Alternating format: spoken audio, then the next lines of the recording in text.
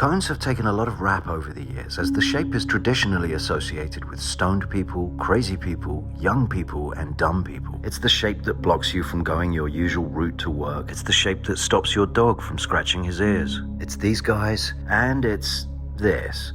So you may be interested to learn that the cone shape was actually used by our ancient ancestors as a mind elevation tool, and today the benefits have long since been forgotten.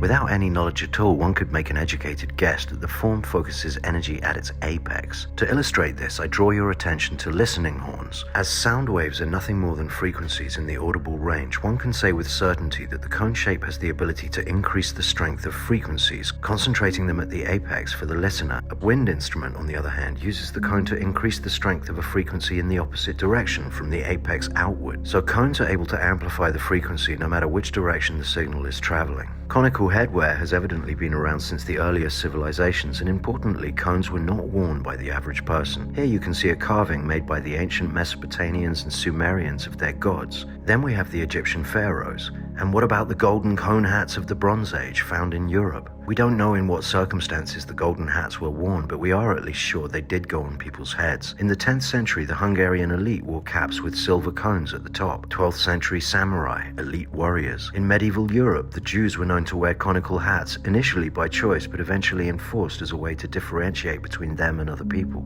Also in the medieval period, noble women began to wear cones known as hennin, a sign of intelligence. So we have to ask the question, did they wear the cones because they were intelligent, or were they intelligent because they wore cones? John Duns Scotus believed the latter. He was a Scottish Catholic priest, born around 1266. Scotus claimed that conical hats would funnel knowledge into the brain, and his followers were known to wear them for exactly this reason. Conical hats were made for children in classrooms to aid their ability to concentrate, and it wasn't until many years later that the dunce cap, named after him, became a sign of stupidity and punishment, a complete reversal of its original meaning and function. In the 19th century, Victorian England popularized cone hats for children at parties, and the tradition continues today. In our current age, we do still have some folks like Asian farmers or the Fulani people of West Africa wearing cone hats, and perhaps they are more enlightened for it. But here in Europe and also in the US, cone hats are now associated with conspiracy theorists. So cone hats have gone from being knowledge funneling devices worn by leaders, intellectuals, elite warriors, Sumerian gods, to a symbol of stupidity, paranoia, and youthful ignorance. The clues are all around us, but we don't see them until we're looking for them. Why does food cooked in a tagine pot taste amazing?